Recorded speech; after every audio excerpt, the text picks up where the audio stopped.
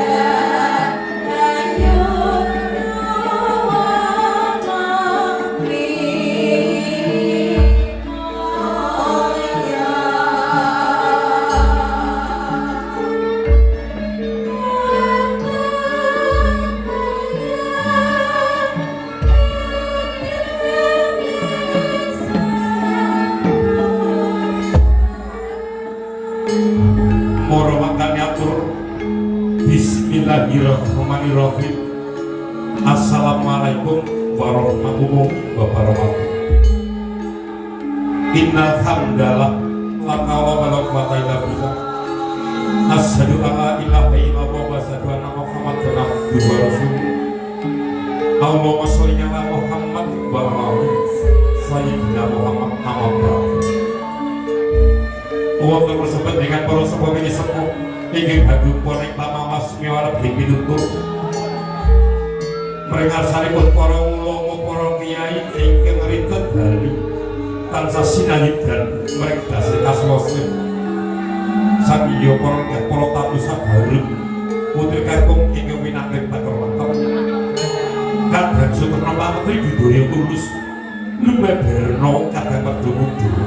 ingkang sinut bagi kawan mau mambekalan pun sang dia perga pertama dapat pinaran regas sinau imbal watono wawan pangabida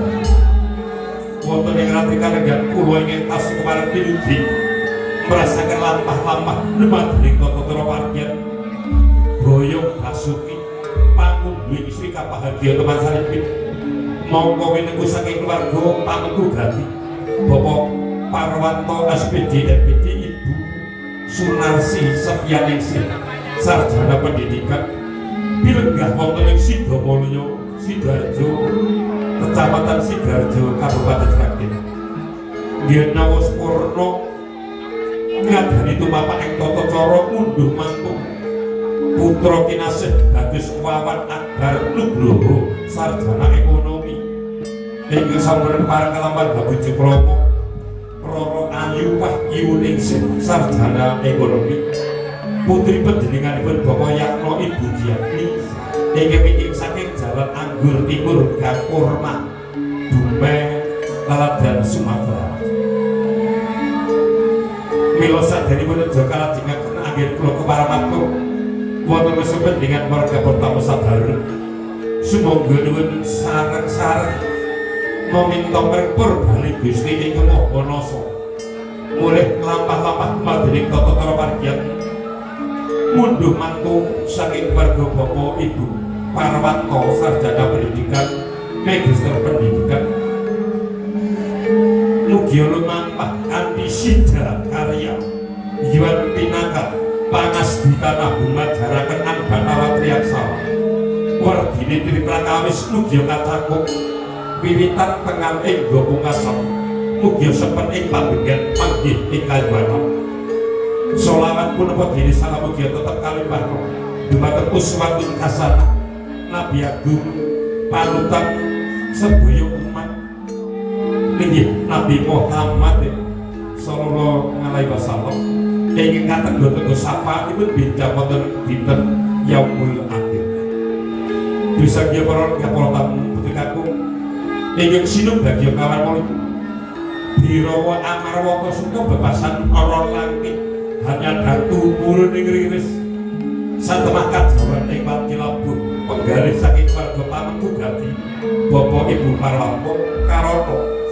pahargyan wonten ing sasana ratrikan gehan masih kepareng pinanggenati dengan semanten kathah para tamu pertuling prayojono saking keluarga pamenku gati kejawi pendidikan mereka pertama para paring pandu pamuji dumateng sing kapahargya kene kepareng asor ngembat watangi baloyo mangun binayan lumbar premadani bebranaku mugi kuwamiya dados keluarga iki karenancang keluarga iki momor mursid murah kapi satemah wujudaken keluarga ingkang sakinah mawaddah warahmah tumuli keparengipun Bapak Ibu Parwanto sinarana pendidikan keluarga pertama di kepareng arsa maneg Bromo atur panuwun pambagya kawilujengan rawuh pendidikan keluarga pertama dirawani penggalih saking keluarga Bapak Ibu Parwanto ngantos tan kadugi matur pribadi hanya loyo kembali sasana mongko parsukti nanging piniji Bapak Supadi Kadis Bapak Kadis ingin kepareng tinanggenah udar gono hamba prasetyo lumadening tata cara atur ambalan wonten mesempet dengan keluarga pertama jumenipun panjenengan Bapak Supadi Kadis asa kasunggul jini-jiran keluarga pamenku gati dalah Sri Kapahargya kemanten kampung lunga ing sasana tumapak ing tata cara atur ambalan dumateng ing kepareng tinanggenah piniji kasumanggaken sumangga nuwun Yeah.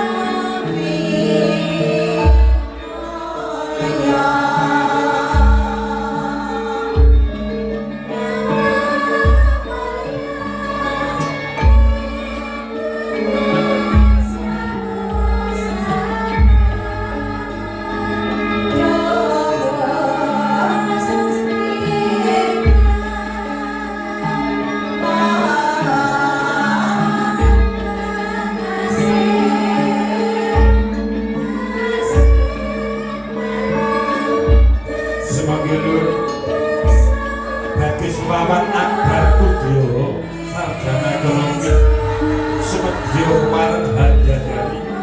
Jumenipun Bapak Adis mengatakan mugi darsakan kawenikan